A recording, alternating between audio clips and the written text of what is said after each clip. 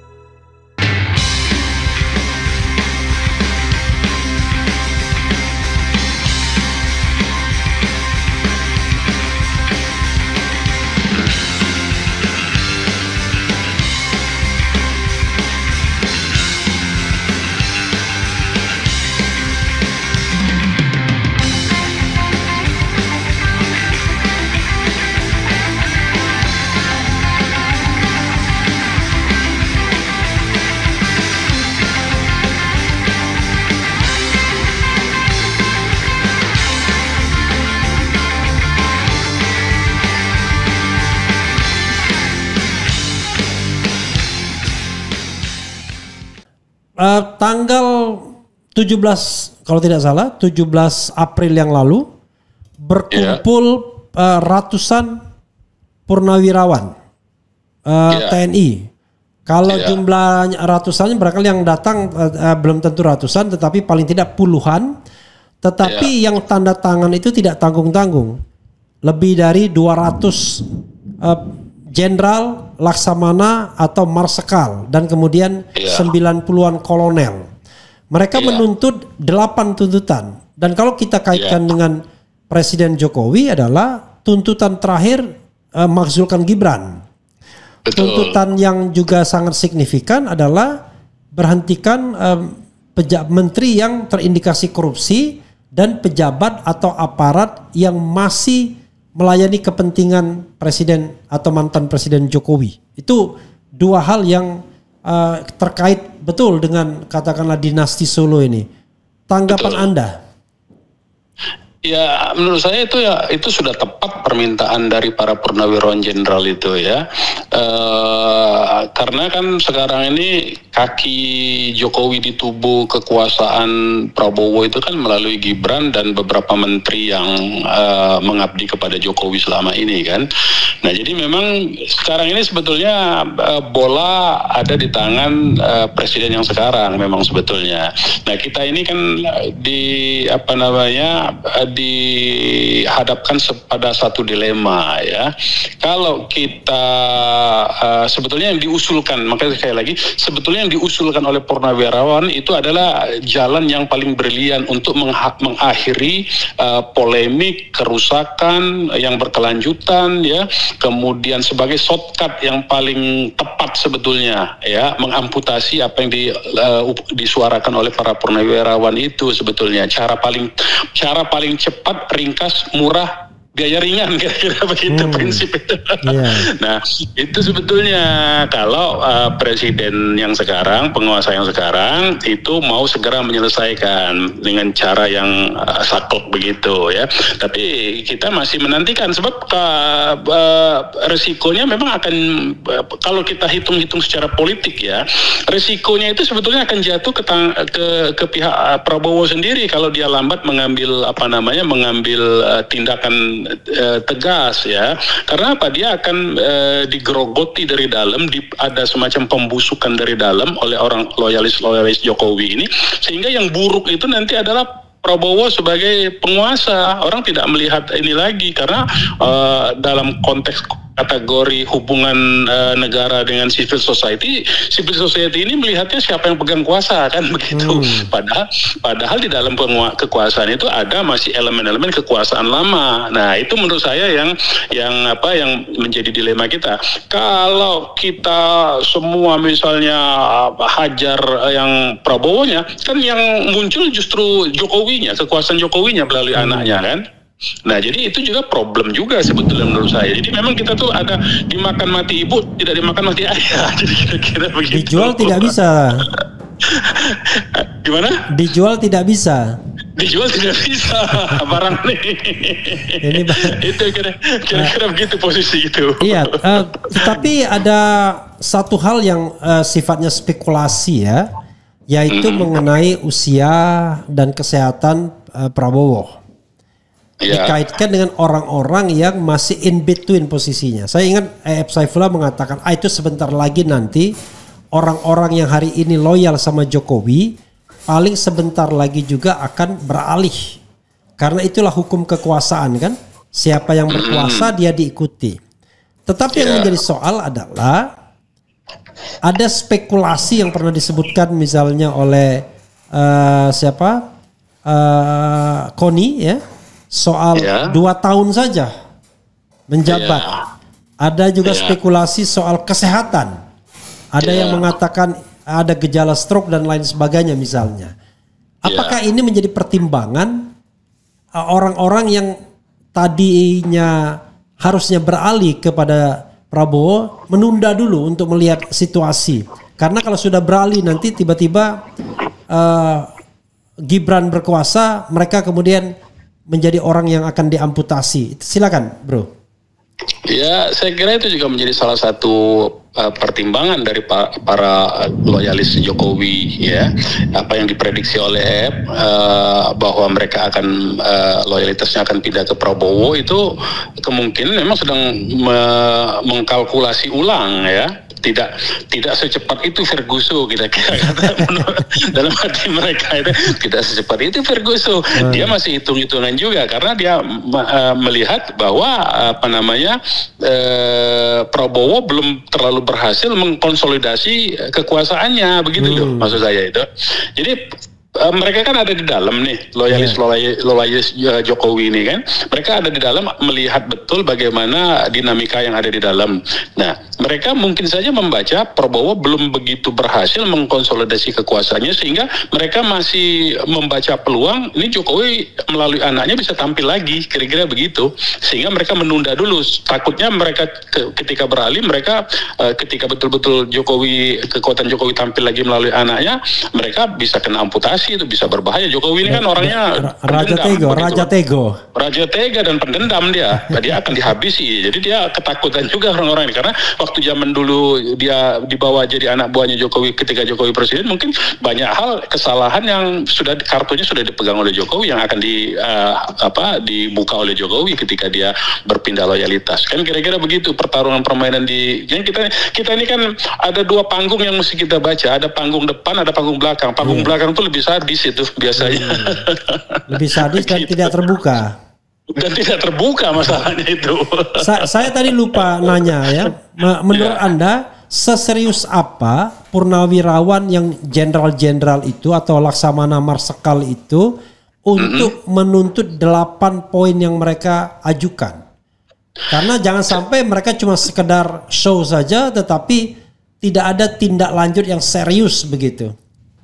Kalau saya memegang informasi yang dikemukakan oleh Pak Fahrul Rozi, ya, Pak Fahrul Rozi pada waktu pidato di acara itu menyatakan sebelum mereka mengadakan acara ini, mereka sudah minta waktu ketemu dengan Presiden sebagai sesama alumni alma mater ya, sebagai satu alma mater yaitu di akademi kan begitu. Nah, jadi yang harus dibaca itu para purnawirawan itu bukan menyuarakan baru menindaklanjuti, tapi mereka sudah berusaha secara serius, tapi ternyata langkah mereka belum direspon, makanya mereka bikin acara secara terbuka saja begitu. Tadinya mereka juga pengennya main panggung belakang sebetulnya, menurut saya begitu. Akhirnya mau nggak mau dibawa ke panggung depan karena panggung belakang lebih sadis tadi itu kan, permainannya ditutup semua pintu kan, pembicaraan begitu. Makanya sekarang kan merespon apa yang dilakukan oleh para purnawirawan kan dimunculkan juga purnawirawan lain, yaitu Wiranto sama Hendro Priyono toh. Jadi ini menurut saya kerusakan oleh Jokowi ini memang luar biasa, sampai alumni akademi pun bisa diadu domba sama dia. Itu bahayanya itu menurut saya. Oke, luar biasa ya. Berarti para purnawirawan ini korban Jokowi juga berarti? Ya, yang bersuara banyak yang korban Jokowi itu sebetulnya, yang bersuara di forum pertemuan kemarin yang menginginkan kohesivitas mereka kemudian dibenturkan. Oh iya, gitu. Diadu domba, dipecah belah itu ya berarti kan Nah, siapa yang bisa memecah belah TNI kalau kita baca dari sejarah? Coba. Itu hanya kekuatan biro politik khusus kalau zaman dulu disebutnya. PCI itu yang bisa mengadu domba militer itu. Jadi hati-hati itu. Oke, paling tidak ada ilmunya ya dia. Iya, dia punya ilmunya. Dia sudah punya ilmu dan sudah pernah dibuktikan dalam peristiwa 65 begitu. Oke. Iya, itu kan pilihan-pilihannya yang tersedia kan begitu. Tadi dalam soal melakukan gugatan terhadap perbuatan melawan hukum oleh Jokowi ya, dengan menyebarkan hoak, sudah ada 6.000 pesanan mobil SMK kan, yang begitu-begitu kan, akan buyback Indosat, kemudian ada 11 triliun di kantong, uang di luar negeri yang sudah standby akan masuk kembali. Kan itu kan semua hoax yang disebarkan secara sengaja kan sebetulnya. Nah, kita bisa lihat ternyata kemudian kita ajukan itu melalui mekanisme hukum, melalui instrumen hukum kan, ternyata konsolidasi rezim Jokowi ini, kekuatan politik Jokowi di ranah hukum ini kan masih sangat kuat sekali. Kenapa? Karena memang aparatus penegak hukumnya, misalnya pengadilan, kita bisa saksikan beberapa hari yang lalu kan disawer korupsi dengan triliun rupiah kan, dengan miliaran rupiah kan begitu. 60 miliar. 60 miliar ya. Nah, jadi memang ini memang persoalan sendiri yang belum terselesaikan memang. Jadi memang banyak aspek sebetulnya, tapi tidak salah. Artinya maksud saya tidak salah memilih soal ijazah ini, tetapi harus diukur juga maksud saya agenda dan ini capaiannya itu apa begitu menurut saya ya. Jadi ada achievementnya lah kira-kira, sejauh mana ini akan kita jadikan kartu untuk membuka itu ya. Nah, sejauh mana juga pilihan-pilihan yang lain yang bisa berdampak terhadap yang saya sebutkan perbaikan tata nilai tadi itu. Nah, dalam konteks ijazah ini menurut saya sudah benar itu diungkap ya. Nah, cuma saja saya yang mau ingatkan itu, jangan kita terbawa kepada agenda menjadi beralih pada fokus serangan baliknya Jokowi itu dengan laporan pasal 160 itu, karena itu saya sebut itu dagelan tadi makanya. Artinya itu kita siapkan sedikit lah energi untuk itu, tapi kita kembali lagi fokus untuk melemahkan Jokowi, karena Jokowi menjadi kekuatan yang merusak negara ini. Itu sebetulnya yang perlu kita pikirkan bersama, dan itu perlu kita duduk bersama sebetulnya dengan teman-teman yang lain supaya ada hal-hal yang kita bagi energinya, kira-kira begitu, Bung Refli. Bro, ada dua hal yang ingin saya singgung lagi ya. Pertama, Prabowo mewakilkan Indonesia kepada Jokowi untuk menghadiri pemakaman Paus Fransiskus ya. Bersama pejabat dan mantan pejabat yang kita ketahui memang beragama Katolik, jadi relevan. Tapi Jokowi sendiri selain tidak Katolik, cuma dalam tanda kutip mantan pejabat saja.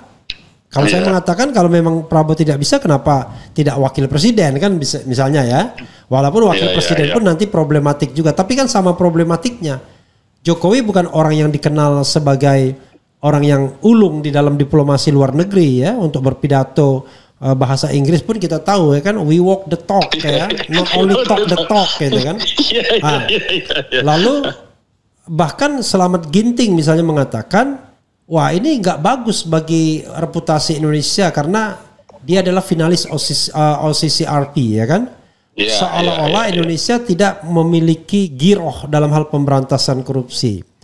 Tetapi di sisi lain kita tahu bahwa di Solo ada proses gugatan perbuatan melawan hukum dengan proses yang dimulai untuk mediasi yang sebenarnya Jokowi harus hadir sendiri kan sebagai tergugat.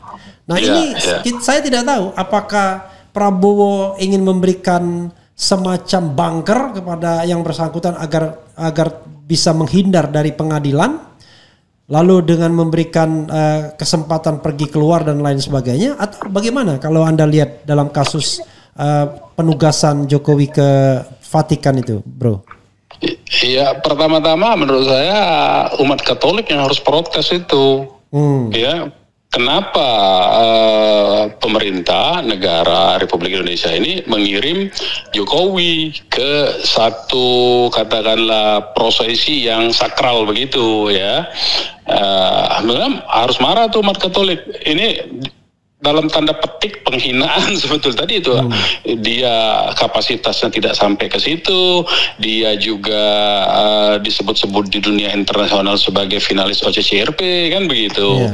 Sebetulnya harusnya tersinggung umat Katolik, itu yang pertama menurut saya ya. Nah, yang kedua, kalau ternyata ini permintaan Jokowi ya supaya dia bisa tidak hadir di sidang mediasi ya, karena kan kita lihat kalau Jokowi ini kan ada sidang di Jakarta dia lari ke Solo, ada demo di Jakarta dia bikin agenda tugas keluar Jakarta selama dia masih menjabat presiden. Jadi memang dia tidak itu tadi kalau istilah bahasa Jawa itu menggunakan tangan orang lain itu. Nyile tangan. Nabok nyile tangan. Ya, nah kira-kira dia selalu menggunakan tangan orang lain untuk hal-hal yang dia jadi kelihatan selalu bersih menurut saya. Menurut saya dalam konteks ke Roma ini ke Vatikan ini permintaan pribadinya Jokowi supaya dia punya alasan untuk tidak hadir dan supaya dia seolah-olah terlihat sebagai sebuah orang yang toleran. Dia kan paling pandai membangun citra diri seperti itu. Saya kira ini permintaan dia ya. Makanya saya bilang mestinya yang marah itu memang umat Katolik karena sebetulnya ini penghinaan terhadap mereka begitu. Oke, ini mungkin terakhir ya sebelum kita wrap up dan kemudian closing statement.